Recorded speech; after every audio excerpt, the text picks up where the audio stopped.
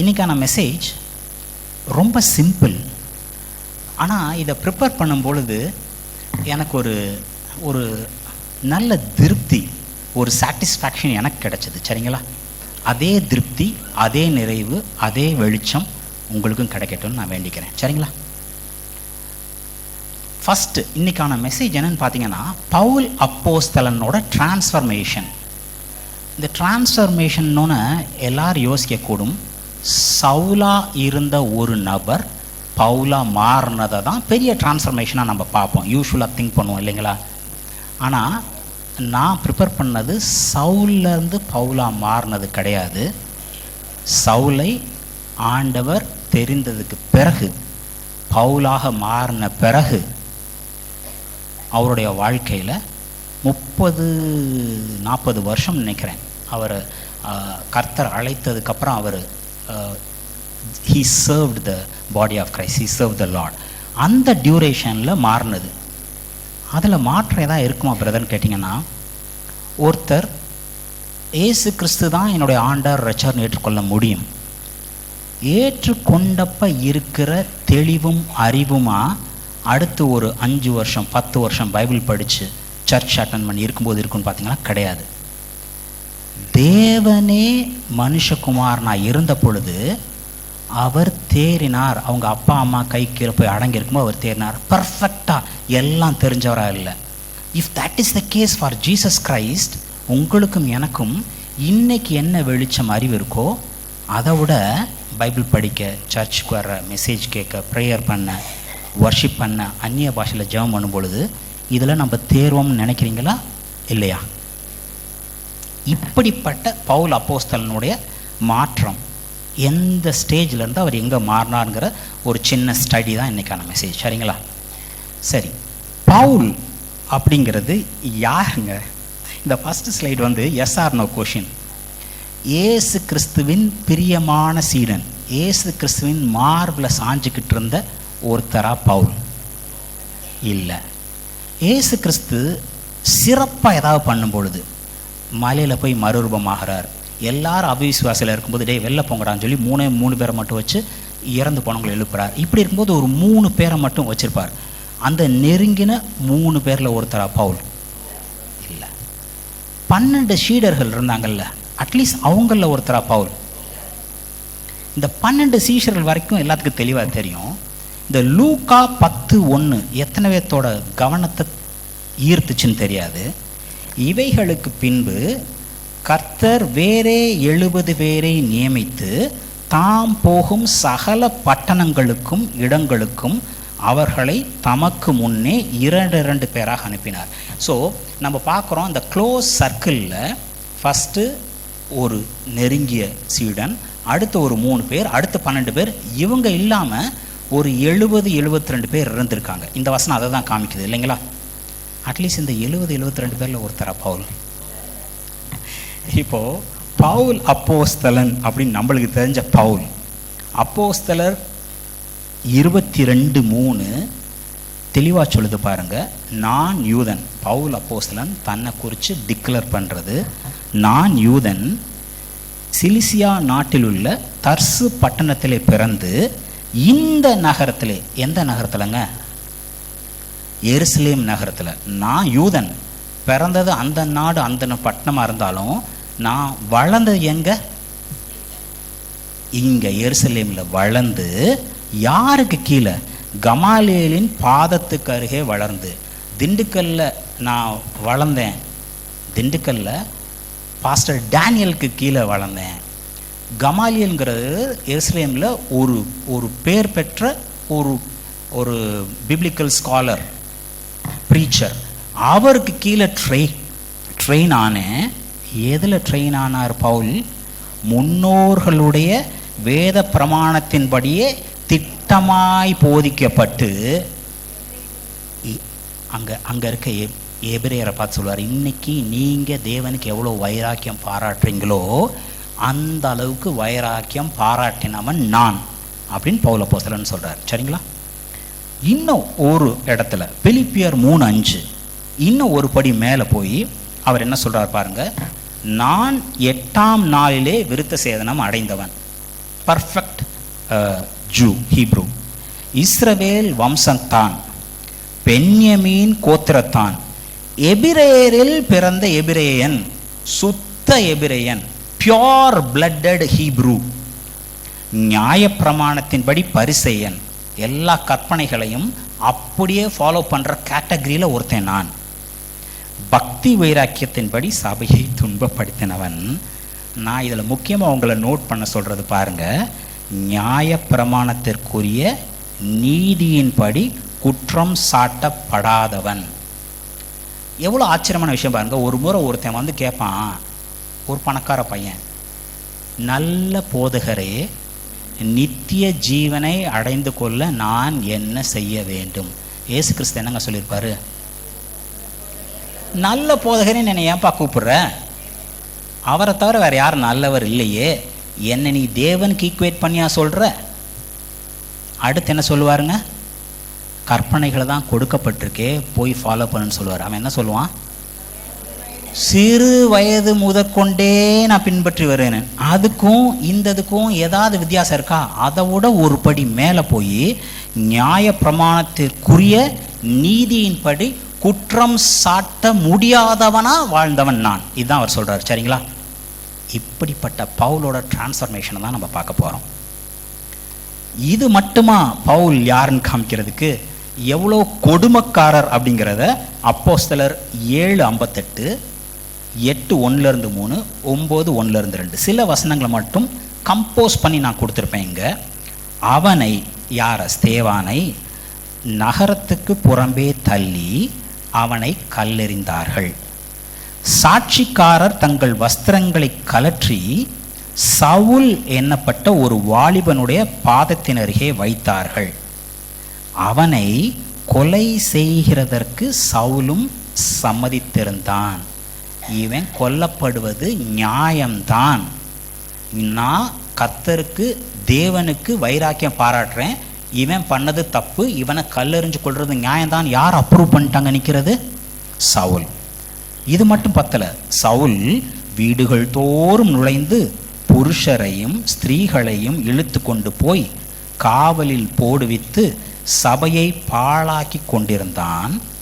சவுல், இது பத்தல, சவுல் என்பவன் இன்னும் கர்த்தருடைய சீஷரை பயமுறுத்தி கொலை செய்யும்படி சீறி பிரதான ஆசாரியரிடத்துக்கு போய், இந்த மார்க்கத்தாராகிய புருஷரையாகிலும் ஸ்திரீகளையாகிலும் நான் கண்டுபிடித்தால் அவர்களை கட்டி எருசலேமுக்கு கொண்டு வரும்படி தமஸ்குவில் உள்ள ஜெப ஆலயங்களுக்கு நிருபங்களை கேட்டு வாங்கி கொண்டான். ஏன் பிரதர் இப்படிப்பட்ட சவுலை பற்றி படிக்க போகிறோம் அப்படின்னா, மனுஷர் பார்க்கிறதும் தேவன் பார்க்கிறதும் ஒன்றும் இல்லை. இன்னைக்கு உங்கள்கிட்டையோ இல்லை பாஸ்டர்கிட்ட மேடத்திட்டையோ யாராவது ஒருத்தரை காமிச்சு இவங்க கர்த்தருக்கு எவ்வளோ பக்கத்தில் இருக்காங்கன்னு கேட்டால் நம்ம அவங்கள புற வழியாக ஜட்ஜ் பண்ணுவோம். சரிங்களா? இதெல்லாம் உதவாக்கிற கேஸ், இதெல்லாம் ஒன்றும் கலாயப்படாது, இது தேரவே தேராதுன்னு நம்ம கண்ணில் படுறத கர்த்தர் வல்லமையை எடுத்து பயன்படுத்த முடியும். சரிங்களா? இன்னைக்கு உங்கள் மனசில் இது தோணக்கூடாது. பாஸ்டர் டேனியலுக்கு கீழே குட் நியூஸ் பைபிள் சர்ச்சில் இருந்து வசனம் கேட்குற மக்களுக்கு இது தோணக்கூடாது. சப்போஸ் யாருக்காவது எப்போயாவது தோணுச்சுன்னா, நான் உருப்படி ஆகிறவனா, நான் இவ்வளோ கேட்டு இப்படி நடக்கிறேன், நான்லாம் உருப்படி ஆவேன் நீங்கள் நினச்சிங்கன்னா, பலவீனம் எங்கே இருக்கோ அங்கே தான் அவருடைய பலம் பரிபூரணமாக விளங்கும். நீங்கள் எங்கேயாவது ஒரு இடத்துல பற்றாக்குறை, இது சரியில்லை, நான் சரியில்லையோன்னு நினச்சிங்கன்னா, இங்கே பாருங்கள், சவுலை எடுத்து பவுலா பயன்படுத்தின தேவன் உங்களையும் என்னையும் எடுத்து பயன்படுத்த முடியுமா? முடியாதா? சரிங்களா? அடுத்து, இப்படிப்பட்ட சவுலை பற்றி பவுலை பற்றியா பார்க்கணும்னு நீங்கள் நினச்சிங்கன்னா, அதற்காக இந்த ஸ்லைடு. பவுலோட கான்ட்ரிபியூஷன் இந்த பாடி ஆஃப் கிரைஸ்ட், இந்த சர்ச்சுக்கு பவுல் கான்ட்ரிபியூட் பண்ணது. புதிய ஏற்பாட்டில் எத்தனை புத்தகங்கள் இருக்குன்னு நினைக்கிறீங்க? 27. அந்த 27ல் பவுல் எழுதினது எத்தனைங்க? 13. இதில் ஹீப்ரூ எபிரேயரை சேர்க்கலை. ஏன்னா எபிரேயர் ஒரு தர்க்க ரீதியாக இது பவுல் எழுதினதாகவும் இருக்கலாம், இது பவுல் எழுதாதாகவும் இருக்கலாம், ரெண்டு தர்க்க ரீதியாக பிரிஞ்சு நிற்கிறாங்க. சில கான்செப்ட்ஸ் எடுத்து பவுல் எழுதின எல்லா புத்தகத்துக்கும் இதுக்கும் மேட்ச் இருக்குது அப்படின்னு எபிரேயரை காமிக்கக்கூடியவங்களும் இருக்காங்க. இல்லை, பவுல் எழுதுனா இப்படி தான் தொடங்குவார், இப்படி தான் முடிப்பார். பவுல் கர்த்தரை தெரிஞ்சுக்கிட்டோன்னு அவர் எருசலேமுக்கு போய் யாராவது டிசைபிள்ஸ் பார்த்தாரா அப்படின்னா பார்க்கல, 3 வருஷம் அளவும் பார்க்கலன்னு சொல்கிறார். ஆனால் எபிரேயரில் இயேசு கிறிஸ்துவை பார்த்தவங்க கேட்டவங்க அவங்கள்ட்ட இருந்து நான் கற்றுக்கிட்டது அப்படிங்கிற மாதிரி வரும். இப்படி தர்க்க ரீதியாக எபிரேயர் பிரிஞ்சிருக்காங்க. அது பவுல் எழுதினதுன்னு சொல்லலாம், பவுல் எழுதான்னு சொல்லலாம். அந்த எபிரேயரை நான் சேர்க்கலை. இந்த எபிரேயரை சேர்க்காமலே எத்தனை புத்தகம்? 13 புத்தகம். சரிங்களா? 27 13, ஆல்மோஸ்ட் 50%, 50% புதிய ஏற்பாடுனுடைய புத்தகத்தை எழுதினது யாருங்க? பவுல் அப்போஸ்தலன். இதில் இன்றைக்கான மெசேஜ் எதை பேஸ் பண்ணி நான் வியூ பண்ணியிருப்பேன்னா, இந்த பவுல் எழுதின புஸ்தகங்களை ஏறக்குறைய நான் கொடுத்துருப்பேன். எந்த வருஷம் எந்த புத்தகம் எழுதப்பட்டது, இதிலிருந்து தான் பவுல் அந்த புத்தகம் எழுதும்போது அவருடைய தாட் ப்ராசஸ் எப்படி இருந்துச்சு, பவுல் கர்த்தரை எப்படி பார்த்தார், தன்னைத்தானே எப்படி பார்த்தார், இருக்க கஷ்டமான சூழ்நிலையை எப்படி ஃபேஸ் பண்ணார் அப்படின்னு ப்ராக்ரெசிவாக எப்படி அவர் முன்னேறினாருங்கிறதுக்காக இந்த கொடுத்திருக்க அட்டவணை ஃபஸ்ட்டு கலாத்தியர் எழுதினார், அடுத்து 1 தெசலோனிக்கர், அடுத்து 2 தெசலோனிக்கர், இப்படி ஒரு சீக்வன்ஸில் போட்டிருக்கேன். இதில் சின்ன கான்ட்ரடிக்ஷன்ஸ் அங்கங்கே இருக்கலாம், பட் இதுதான் ஆர்டர். சரிங்களா? இந்த 13 புத்தகம். ஸோ 27 13 புத்தகம், 50% எழுதினது பவுல். பவுலுக்கு ஒரு ஸ்பெஷாலிட்டி என்னென்னா, இன்றைக்கி நீங்களும் நானும் கர்த்தருடைய பிள்ளை, ஆபிரகாமோட ஆசீர்வாதம் எனக்கு உண்டு, என்னால் கிளைம் பண்ண முடியும்னு சொல்கிறோம்னா, நீங்கள் நானும் இஸ்ரவேலராக போகிற ஜாதியா? நம்ம இன்னைக்கு வசனத்தை கேட்குறோம், நானும் அவருடைய பிள்ளை தான் கிளைம் பண்ண முடியும்னா, அதுக்கு வெசல், அதுக்கு காரணியாக இருந்தது கர்த்தர் தான் எடுத்து பயன்படுத்தினார். சரிங்களா? ஆனால் அதுக்கு ஒத்துழைத்து அதுக்கு காரணியாக இருந்தது யாருங்க? பவுல் தான். ரோமர் 11:13 பாருங்க. புறஜாதிகளுக்கு நான் அப்போஸ்தலனாக இருக்கிறதுனாலே.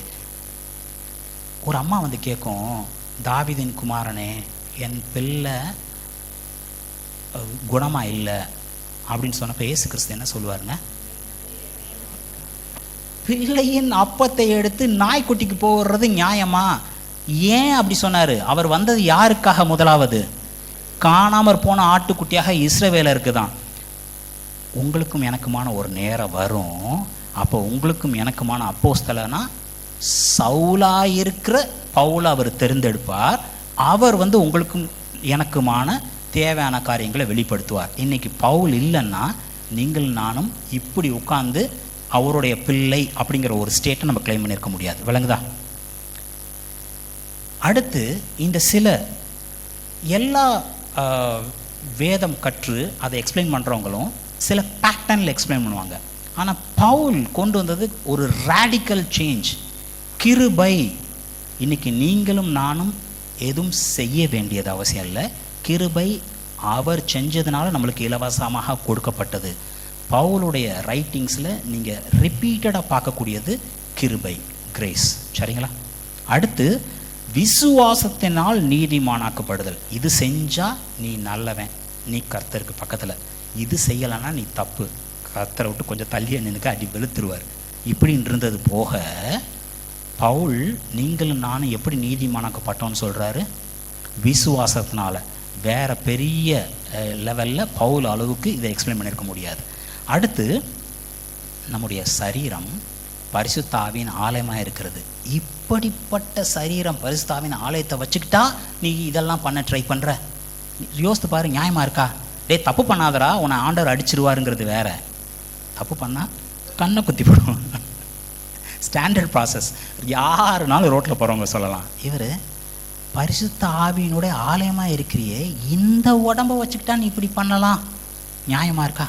அடட கிடையாது, நான் இதுக்கு தகுதியானவன் இல்லையே, நான் ஆட்டுக்குட்டி, நான் பன்னிக்குட்டி கிடையாது, நான் சகதியில் வளர முடியாது. அடுத்து சர்ச்சுங்கிறது ஒரு மிஸ்ட்ரி. சர்ச்சுனா என்னன்னு தெரியாமல் இருந்த ஒரு காலத்தில் இருந்து சர்ச்சுனா என்னன்னு சொல்லிட்டாரு. நீங்களும் நானும் சர்ச், கிறிஸ்துவின் அங்கமாக இருக்கிறோம். ஸோ பவுல் கொண்டு வந்ததெல்லாம் ரேடிக்கல் சேஞ்சஸ் உங்களுக்கும் எனக்குமாக. சரிங்களா? ஏசு கிறிஸ்து சொல்லியிருப்பாரு, என்னடா இதுக்கே இப்படி இருக்கீங்க, இதுக்கு மேலே சொன்னால் நீங்கள்லாம் தாங்க மாட்டீங்க. லேட்டர் நான் போனதுக்கப்புறம் உங்களுக்கு யாரை அனுப்புவேன்? தேற்றவாளன் அனுப்புவேன். அவர் உங்களுக்கு தேவைன்னு சொல்லுவார். ஏசு கிறிஸ்து மாம்சமாக இருக்கும் பொழுது, அவர் உங்களுக்கான எனக்கான பாவத்தை சுமந்து தீர்க்காத பொழுது, அவர் he was judged right. அவர் எழுப்பப்படுறதுக்கு முன்னாடி, இந்த காரியங்கள்லாம் நடக்கிறதுக்கு முன்னாடி சில விஷயங்கள் சொல்ல முடியாது, சொன்னால் புத்திக்கு எட்டாது. சரிங்களா? அப்படிப்பட்ட காரியங்களை சொல்கிறதுக்கு அவர் எழுப்புனது யார்? பவுல் அப்போஸ்தலன். சரிங்களா? இப்படிப்பட்ட பவுல் தான் எங்கே இருந்து எப்படி மாறினார், அந்த டிரான்ஸ்ஃபர்மேஷனை பார்க்க போகிறோம். பவுல் எப்படி தன்னைத்தானே பார்த்தார்? ஒரே ஒரு ஸ்லைடு, ரொம்ப சிம்பிள். பவுல், நான் சொன்னேன்ல, அந்த நான் கொடுத்த 13 புஸ்தகத்தை ஒரு ஆர்டரில் கொடுத்துருப்பேன், இதுதான் பவுல் எழுதுனதுன்னு. இப்போ கொடுத்த வசனத்தை பாருங்கள், 1 கொரிந்தியருக்கு முன்னாடி 4ன்னு போட்டிருப்பேன், அவர் எழுதின 4வது புஸ்தகம். ஸோ 4வது புஸ்தகம் எழுதும்போது அவர் எப்படி தன்னைத்தானே பார்த்துக்கிட்டார், 7வது புஸ்தகம் எபேசியர் எழுதும்போது தன்னை எப்படி பார்த்துக்கிட்டார், 12வது புத்தகம் 1 தீமோத்தேயு எழுதும்போது தன்னை எப்படி பார்த்துக்கிட்டார். ஸோ ப்ராக்ரஸிவாக பவுல் தன்னை எப்படி பார்த்தார்? 1 கொரிந்தியர் 15:9, நான் அப்போஸ்தலர் எல்லாரிலும் சிறியவனாய் இருக்கிறேன், தேவனுடைய சபையை துன்பப்படுத்துகிறதுனாலேயே நான் அப்போஸ்தலன் என்று பேர் பெறுவதற்கு பாத்திரன் அல்ல. ஸோ இவர் என்னவா இருக்காராம்? அப்போஸ்தலர்களில் ஸ்பெஷலி கால்டு பீப்புள், அந்த அப்போஸ்தலர் கேட்டகரியில் லீஸ்ட் ஆஃப் த அப்போஸ்டல்ஸ். இதுதான் அவர் ஃபஸ்ட்டு தன்னைத்தானே பார்க்குறது. சரிங்களா? அங்கேருந்து ப்ராக்ரஸை பாருங்கள். எபேசியர் 3:8, பரிசுத்தவான்கள் எல்லாரிலும், அப்போஸ்தலர் இல்லை, அப்போஸ்தலர் சிலர், அவங்களுக்கு கீழே உள்ள கேட்டகரி, பரிசுத்தவான்கள் எல்லாரிலும் சிறியவனாகிய நான் கிறிஸ்துவனுடைய அளவற்ற ஐஸ்வர்யத்தை புறஜாதிகளிடத்தில் சுவிசேஷமாய் அறிவிக்கிறதுக்காக இந்த கிருபை எனக்கு அளிக்கப்பட்டிருக்கிறது. ஸோ அப்போஸ்தலர்களில் சிறியவன் சொன்ன பவுல் இப்போ எங்கே இறங்கி வந்திருக்காரு? பரிசுத்தவான்ல சிறியவன். இப்போ அதில் இருந்து அடுத்த ரேடிக்கல் சேஞ்சை பாருங்க. 1 தீமோத்தேயு 1:15, பாவிகளை ரட்சிக்க கிறிஸ்து இயேசு உலகத்தில் வந்தார் என்கிற வார்த்தை உண்மையும் எல்லா அங்கீகரிப்புக்கும் பாத்திரமானது. அவர்களில் பிரதான பாவி நான். அப்போஸ்தலர்களில் சின்னவன், பரிசுத்தவான்களில் சின்னவன், பாவிகளில் நான். அப்போஸ்தலனை விடு, பரிசுத்தவான் கேட்டகரி விடு, பாவிகள்லையே பிரதான பாவி நான். இப்போ மருத்துவன், நான் ரொம்ப ஹெல்த்தியாக இருக்கேன் அப்படின்னா டாக்டரை போய் பார்க்குறதுக்கு ஏதாவது வேலை இருக்கா? இல்லை. மருத்துவர் எங்கே தான் இறங்கி வேலை பார்க்க முடியும்? ஒரு நோயாளி தீர்க்கவே முடியாத 10 கேஸ் இருக்குங்க, ஒரே ஒரு டாக்டர் இருக்கார். எந்த கேஸை அந்த டாக்டர் அட்டன் பண்ணுவாருங்க? ரொம்ப சீரியஸாக இருக்க கேஸை தான் அட்டன் பண்ணுவார். இப்போ ஆண்டவர் எனக்கு தான் தேவை. எப்படி? பாவிகள்லையே பிரதான பாவி. அப்போ ஆண்டவர் யாருக்கு தான் வல்லையமை இறங்கி செயல்பட முடியுங்க? இங்கே பவுலுக்கு தான். இது ஒன்று. இன்னொரு கேட்டகரி பாருங்க. இது ஒரு ஸ்லைடு இல்லை, இது சில ஸ்லைடு வரும், ஆனால் ரொம்ப ஈஸியாக நம்ம கடந்து போகக்கூடியது. உங்களுக்கும் எனக்கும் ஏதாவது கஷ்டம் வருது, சரிங்களா? கஷ்டம்னா என்னன்னு இந்த காலத்தில் நினைக்க முடியும்?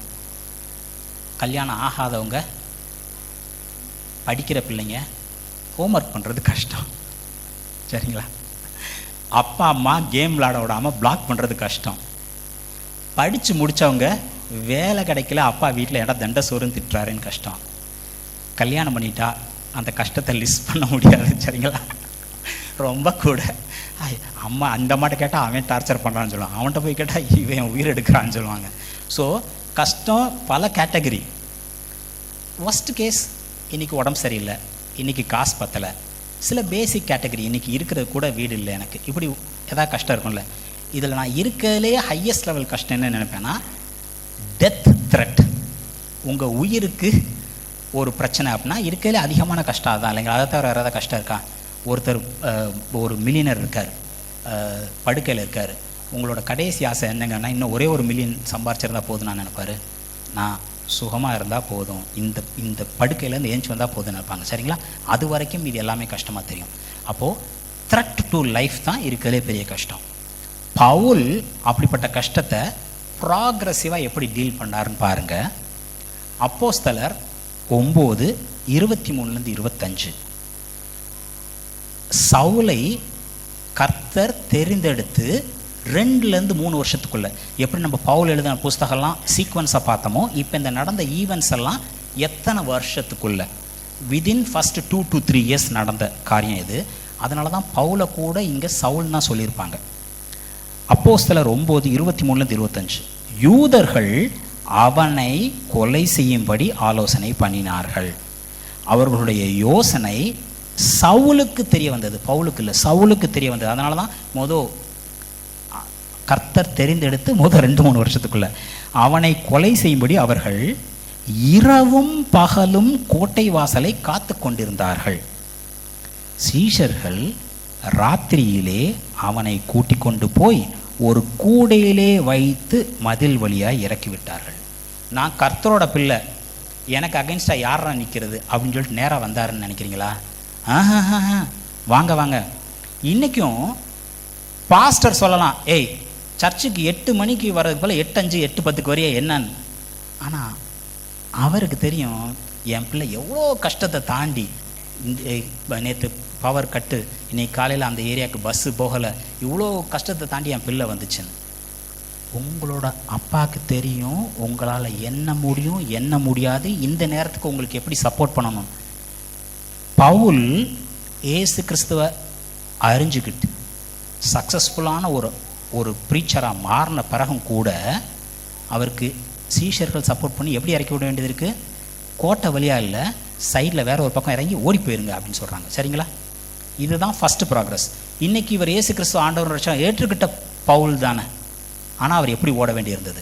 இது ஃபஸ்ட் லெவல். அடுத்த லெவல் பாருங்கள், அப்போஸ்தலர் 14:19-20. இது 12-13 வருஷம் கழிச்சு. ஃபஸ்ட்டு எதுக்காக அவரை கொல்லணும்னு நினச்சாங்களாங்க? ஏண்டா வைராக்கியம் பாராட்டுறேன் நம்மள்ட்டே லெட்டர் வாங்கிட்டு போன பய வந்து அந்த கூட்டத்தோடு சேர்ந்து நம்மளுக்கு அகென்ஸ்டாக வேலை பார்க்குறான், அவனை கொல்லணும்னு தான் ஃபஸ்ட் எதிர்பார்த்தது. இங்கே அப்போஸ்தலர் 14:19-20க்கு முன்னாடி என்ன நடந்ததுன்னு பார்த்தீங்கன்னா, பவுலையும் பர்னபாசையும் அவங்க செஞ்ச அதிசயம் அற்புதத்துக்காக நீங்கள் தான் தேவர்கள் ஆராதிக்க போகிறாங்க இந்த ஜனங்கள். அப்போ இவங்க, டேய் உங்களை மாதிரி நாங்களும் மாம்சமான மனுஷங்க தாண்டா அப்படின்னு சொன்னதுக்கு பிறகு வேற ஒரு இடத்துலேருந்து கொஞ்சம் யூதர்கள் வந்து இவங்களெல்லாம் மனசை குழப்பி விடுறாங்க. மனுஷர் எவ்வளோ ஈஸியாக வாலட்டையில் மாற்ற முடிய ஆள்கள்னு பார்த்துக்கோங்க. அவங்க வந்து அந்தியோக்கியாவிலும் இக்கோனியாவிலும் இருந்து சில யூதர்கள் வந்து ஜனங்களுக்கு போதனை செய்து, எந்த ஜனங்கள்?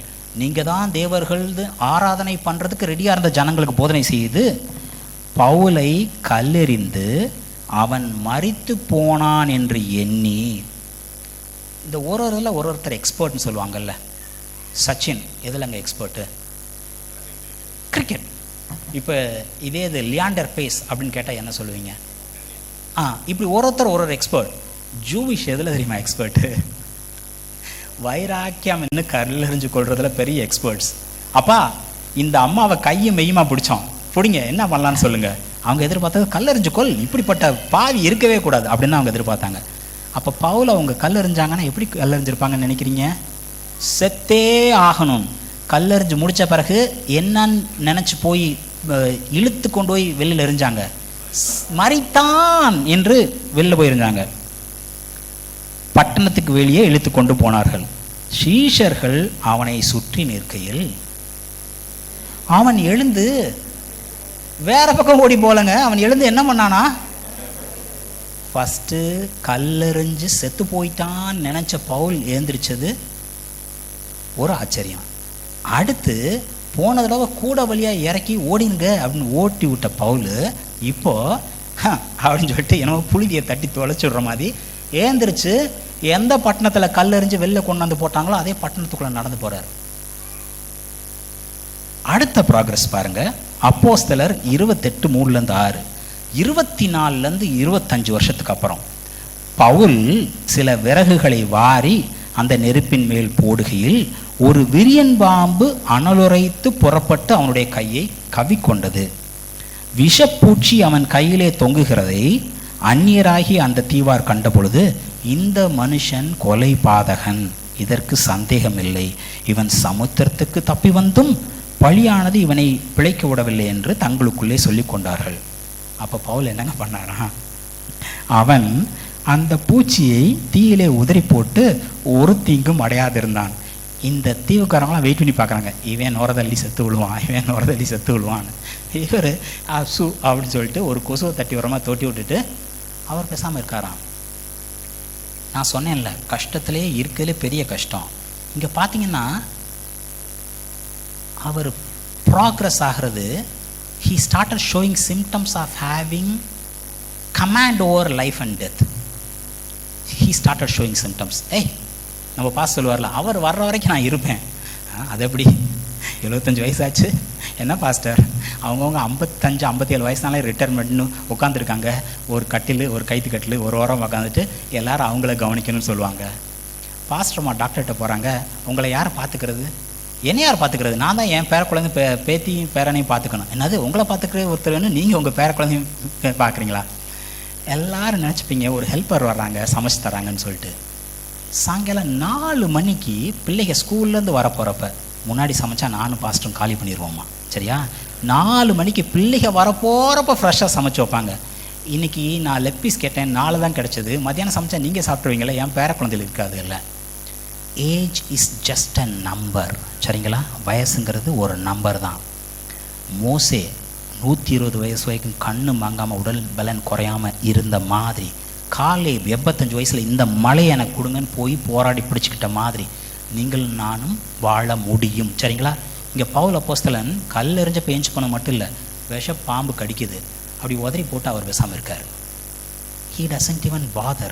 ஏன்னா ரீசன் பார்ப்போம். அப்படி இருந்த பவுல், தன்னை பார்த்த பவுல் ரேடிக்கலாக மாறினது. இங்கே பவுல் ஈவன் டஃப் கண்டிஷன்ஸ் எப்படி மேற்கொண்டார். அடுத்து ஃபைனல் பிலிப்பியர் 1:23-24, 25-27 வருஷத்துக்கு அப்புறம், தேகத்தை விட்டு பிரிந்து கிறிஸ்துவுடனே கூட இருக்க எனக்கு ஆசை உண்டு. யாராவது ஒருத்தருக்கு இந்த ஆசை இருக்கா? எல்லாரும் கர்த்தரை நேசிக்கிற ஜனம். யாராவது ஒருத்தருக்கு இந்த தேகத்தை விட்டு பிரிந்து கர்த்தரோட இருக்க ஆசை? நான் கைத்துக்க சொல்லலை, சரிங்களா? தர்ம சங்கடப்படுத்தலை. எனக்கெல்லாம் கர்த்தரை பிடிக்கும், ஆனால் என் பிள்ளைங்களோட டைம் ஸ்பெண்ட் பண்ணுறது I love and I enjoy. Paul வந்து கல்யாணம் பண்ணல, குழந்தை குட்டி இல்லை, சரிங்களா? அது வேறு விஷயம். அவருக்கு என்னதான் ஆசையா? தேகத்தை பிரிந்து கிறிஸ்துவுடனே இருக்க தான் ஆசை உண்டு. ஆனால் அது உங்களுக்கெல்லாம் ஹெல்ப்ஃபுல்லாக இருக்காது. சபையை பார்த்து சொல்கிறாரு, நான் இருந்தால் தான் உங்களுக்கு பிரயோஜனமாக இருக்கும். ஸோ அதனால் நான் என்ன பண்ணுறேன், இன்னும் கொஞ்ச நாள் உங்களுக்காக இருக்கிறேன். இது எப்படி இருக்குது? எனக்கு என்னோட ஆசை அதுதான், ஆனால் உங்களுக்கு தேவைங்கிறனால நான் இருந்துட்டு போகிறேன்ப்பா.